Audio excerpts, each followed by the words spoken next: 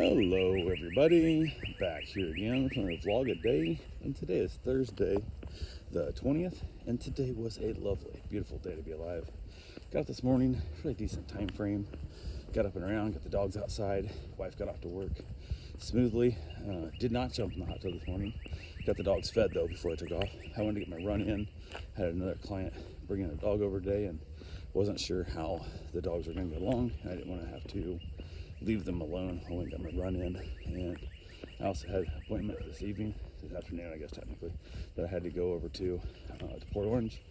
So I knew I would be in that situation of taking off early and getting back late, so I didn't want to have to try and run after my appointment with the chiropractor as well. So decided to go ahead and get my run in early. So I went and got my run in, got back to my run.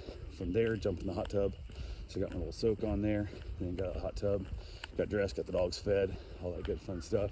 And then the people drop their dog off. They always give like a 2-hour window, like say 8 a.m. to 10 a.m. And then they show up at like 10:45. They're never on time at all, ever. Like they'll never even reach out. Like they're 25 minutes or so away. They'll never even reach out on their way until after the time they're supposed to have been here for their window. But I know at some point they may end up showing up at like 8 and wanting to drop the dog off. So I want to be completely done by then. So I wanted to have my run in case the dogs didn't get along great. The dog that's coming is the big, dumb, goofy dog, and she's super sweet, but she draws out some of the bad behavior in other dogs just because of her energy. And then a lot of times dogs will act weird towards big, giant dogs, and it's like a 165-pound Mastiff, so definitely is one of those things. But went ahead, got that all taken care of. They finally showed up about 25 minutes after time there, the end of their 2-hour gap. Dropped the dog off, everything went smooth, everything was good there. And after that, we just kind of hung out for the day, chilled out with the dogs. Everybody got along, for the most part, pretty good. There was a little bit of tension when we first met, and then the one Labrador that's been here for a while, she would get real like growly when the Mastiff would come by. Not like, I think it was more like a playful growly kind of thing, like wanting to play and stuff. And even like they were chasing and playing, she was making a lot of growly noises. And the big Mastiff hates growly noises. Like literally, it's like freaks her out, and she'll just like run away from it almost. Like she'll just like, nope, I'll go lay down. I don't want to mess with that noisy stuff. So she's not into noisy play. But so it was a little bit uneasy, but overall it wasn't too bad of a day. So yeah, we chilled out, had a good time, and then basically I went ahead and I was going to head up to the chiropractor's college to try and get my shoulder worked on by all the new that's coming, all the new students. And I asked my wife if she'd be willing to head home a little early to hang out with the dogs and whatnot. She said she would, so she was cool with that. So she headed home, got here about 4:45 or so, a little bit after 4:30, between 4:30 and 4:45, and I had to be up there by 5:30. So after she got here, I went ahead and the dogs, she's met them all before, she knows them all, and I told her that the lab was being a little bit growly towards the big Mastiff. So since that would make her uneasy, I didn't want to have her worry about it. I said, why don't we just keep them isolated? You can hang out with one dog, the Mastiff, or hang out with the other two. You can rotate back and forth. I don't care, whatever makes you happy. So she's like, cool. I said they can go outside and they can do whatever they need to do. It's just, I know you don't want the lab and the Mastiff together because you don't want to deal with that.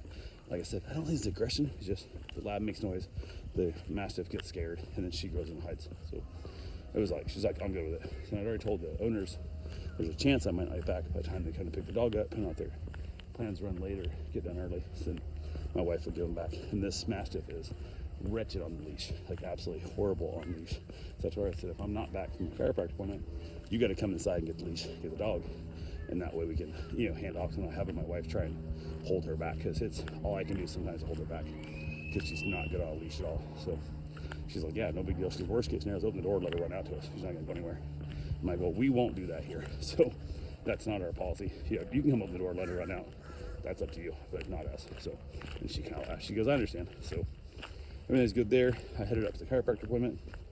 Got there. They had the upper level teachers and professors, or what you want to call it, doctors and stuff, look at my x-rays. And they basically told me, because I had a wreck, a motorcycle wreck from 2007, so we're going on almost 20 years, 18 years ago, I had a wreck, that they're afraid to adjust me because they're afraid they will re-break my bones. And I'm like, that is absolutely ridiculous. Like, that is one of the dumbest things I've heard in my life, and I've heard a lot of really dumb things. Like, I've been adjusted hundreds of times since then. I've had my back cracked, my neck, my shoulders, everything's been popped since then. Like, what the hell? And they also said they wanted to look at the x-rays from 2007, and I'm like, where the hell did I even get those x-rays from 2007? Like, what are you talking about? I'm like, again, what good would they do you when that was 18 years ago? So what the hell purpose would that have, you know? And why didn't you tell me this prior to, so I could at least attempt to get those things, so then you guys can adjust me? And the student that was working with me, she's like, personally, I would adjust you, but my instructor / doctor will not let me adjust you. And I'm like, so what the hell are we doing here? She goes, well, we're gonna do cold therapy and blah, blah, blah. I'm like, God damn it. So went over, they put some gel on me, they ran this little cold thing. She's that too cold? I'm like, no, it doesn't feel cold at all. Like, this isn't doing shit. Like, my ice bath is colder than this. Like, what are you talking about? Like, so she turned it up, made it colder, and I'm like, whatever. Had some little laser thing on it also. Then we went from there to another room, and they'd ran out of robes and stuff. So I'm like, I don't give a shit, I'll take the notice. Can I just take my, she goes, oh, put your shirt down. I'm like, no, I don't want that shit. Just, can I just take my shirt off? Like, who gives a shit? She goes, that's fine. So I went ahead, went to the next room, and did laser treatment, and didn't do shit. Like, maybe it does, maybe it doesn't. I said, when am I supposed to feel this? Like, is it supposed to feel better now, in a few hours, in a few months? And she goes, well, it usually takes a minimum of 30 treatments, usually about 10 treatments. And I'm like, oh my God, like, so what do we do here? Like, no offense, but I can put ice on my own shoulder. And like, this is, what are we doing? Like, I want to be adjusted here. That's why I came to a chiropractic school, not a cold laser therapy school. Like, what are we doing?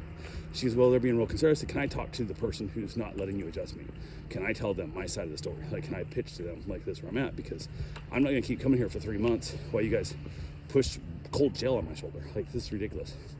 So then she was asking about a couple other things. And after we got out the cold therapy, she didn't have me do like some stretch band exercising to try and see if it hurts when I do this or that. And I'm like, actually, no, it feels better when I'm pulling on the bands, because it hurts less when I'm moving it than it does when it's at rest. When my shoulder's at rest, it hurts the most. The more I move it, the less it hurts. So actually, if I was walking around with an elastic band around my foot and hooked to my arm all day, it wouldn't be that bad. But I can't just pull on an elastic band all damn day and expect to live my life. So she was like, whatever, blah, blah, kind of thing. And she was looking at it. So she's like, looked around, there's like nobody in the big physical therapy room area.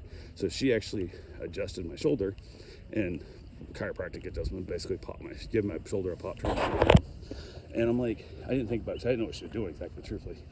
I thought she was just checking for mobility and then whatever. And I'm like, she could have just like screwed up her chance in this college, like over some bullshit, because the doctor that's above her is super conservative. And I'm like, well, I don't want that shit either. I don't want her to like run the chance of getting kicked out of the school and or being kicked out of the program completely or whatever the hell, or being punished. Like, that's bullshit. So I wasn't real happy about that. I liked the fact that my shoulder moved, and that was helpful. But I don't like the fact that she's putting her possible future in risk over some bullshit. So, and I told her before she adjusted my shoulder, I'm like, if all we're gonna be doing is the cold therapy thing, I'm gonna go somewhere else. Like, I don't know what's going on. I also asked me the x-rays.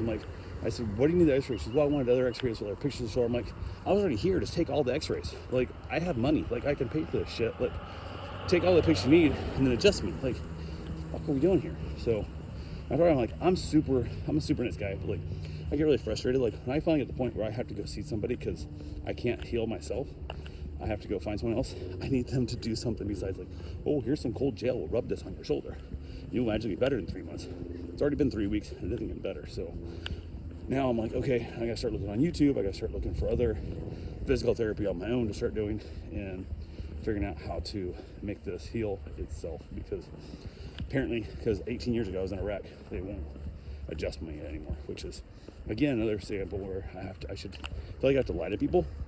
I tried to give plasma years ago, and because I had that punctured lung and spleen, all that kind of shit way back when in the hospital in 07, this was 4 or 5 years ago, so 12, 15 years after my surgery, after my wreck and shit, whatever, they said they wanted that doctor to sign off before they could give plasma. And I'm like, there was like 13 doctors. It was at a training college in Iowa City. Like, how the fuck would I even know who to ask to get this? How would I find this? Like, fuck off. So I left. I was like, okay, you guys don't get my plasma. I'm trying to help you guys save lives here.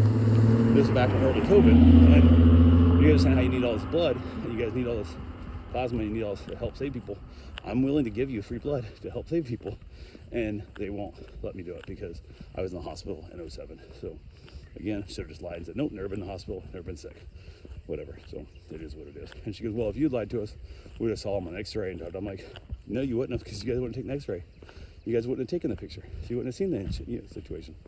But without telling you what's actually happened to me in the past, I'm afraid you won't be able to adjust and attack the problem where it really lies. So I left there very frustrated, very disappointed, and not real happy in the whole process. So I got back home.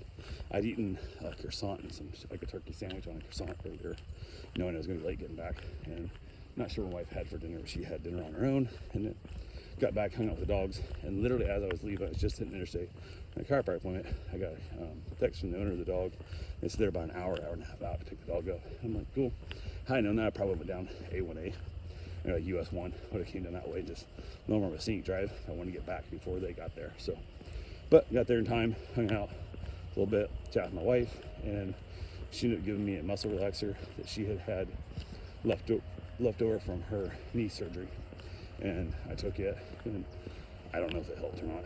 Who the hell knows? But yeah, I had a glass of 12-year-old scotch and waited for them to pick the dog up. We chatted a little bit, getting the dog back. Everything went smooth. Headed back outside, had myself a little cigar, and headed in.